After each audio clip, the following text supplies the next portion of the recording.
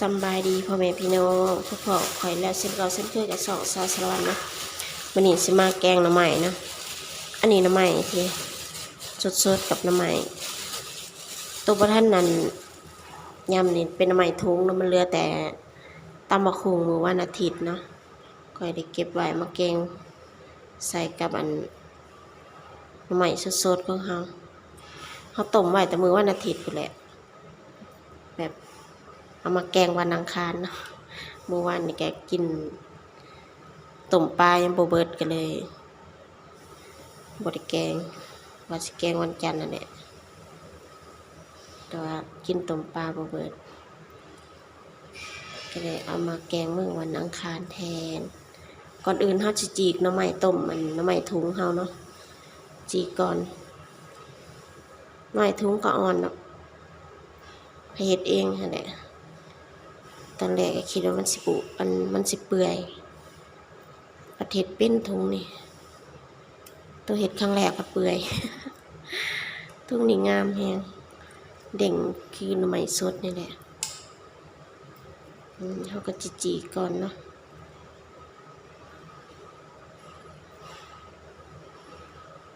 เตรียมไว้นี่เขาจะเป็นปั่นน้ำยะนางตำข้าวเบื่อแล้วมาใส่เรียบร้อยอันนี้หน่อไม้สดตัวอยู่ข้างล่างเลยแหนงมันงามๆเลยถูกเรียบร้อยเนาะ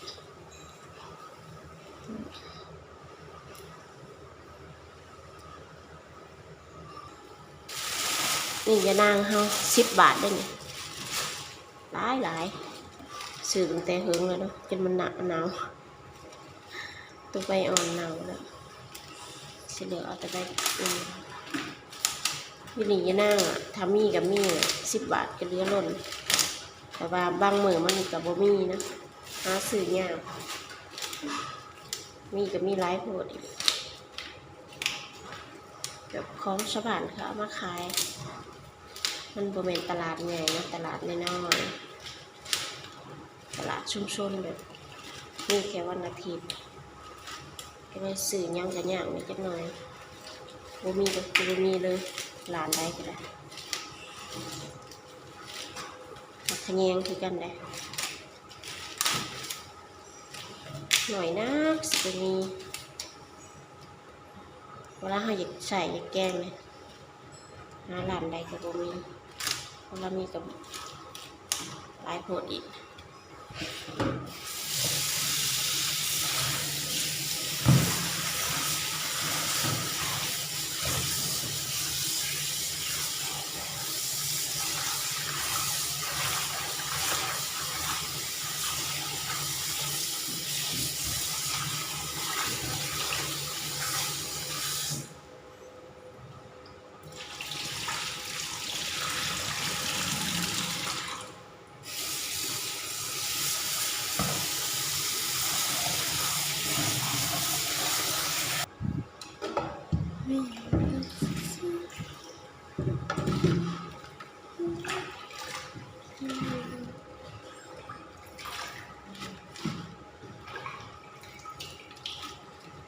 เราบริยองนะคะจะไปปั่นเอาไว้ใส่น้ำใส่ไป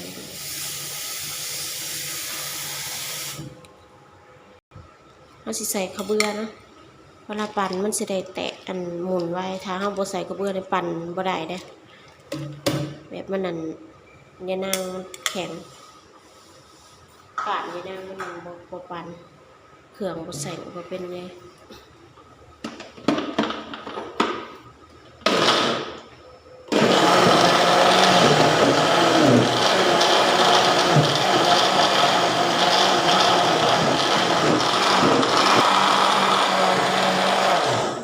เรียบร้อยมาถึงคน1 นาทีแล้ว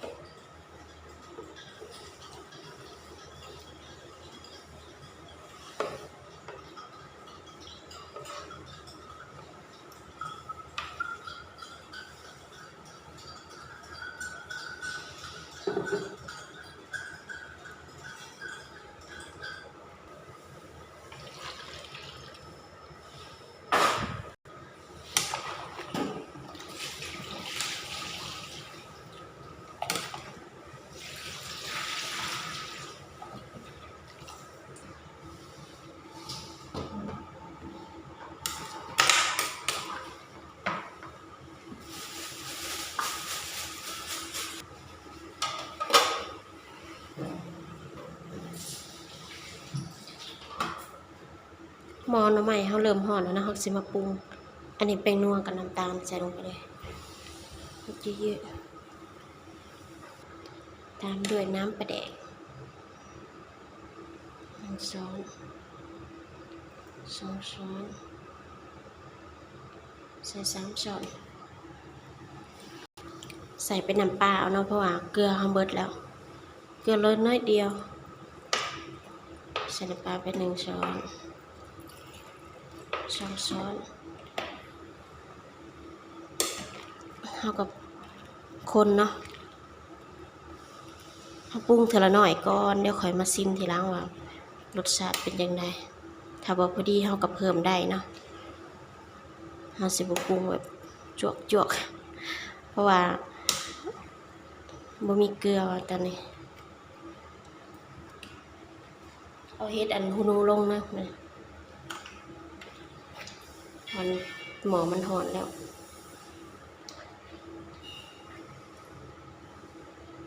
เดี๋ยวพักขยงเอาไว้ตอนมันสุกน้ำเนยเนาะพักขยงที่ใส่ก่อนนั่นก็เป็นมะอื้อแล้วก็อันนี้เป็นเฮ็ดอันบดกระด้างเด้อนี่ค่อยแช่น้ำไว้คืนหนึ่งเนาะเฮ็ดบดกระด้างที่แม่ผากมาแต่เฮิงแล้วกินบ่เบิดจักเทื่อ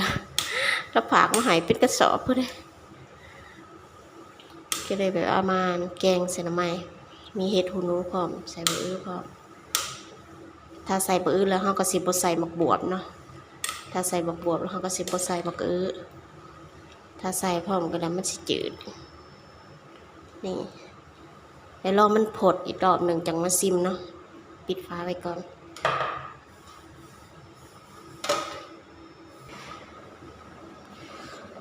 ปาดผดแห้งแบบนี้แกงใหม่เฮาสุกแล้วเนาะนี่ผดอ้วเลยมือเฮาก็เริ่มเปื่อยแล้ว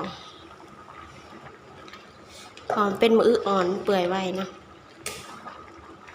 จะใส่ผักกระเทียมลงไป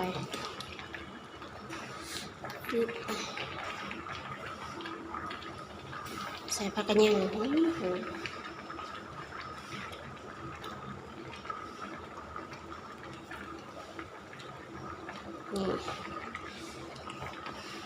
ใส่ผักกระเทียมเรียบร้อยเดี๋ยวซิมเบิ่งก่อนเนาะว่ารสชาติมันพอดีหรือยัง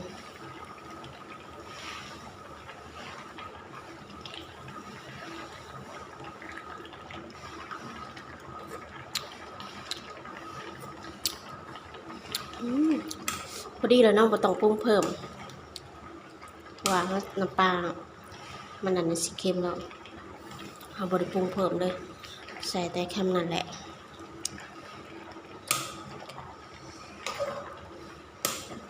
หอมขนาดตอนนี้หอมผักกระเทียมแกงใหม่ปะมันกระเด็น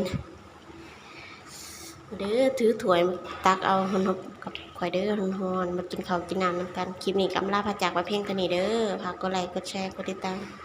เพื่อบ่พลาดคลิปใหม่ๆไปแล้วสบายดีแกงใหม่ยั่วๆ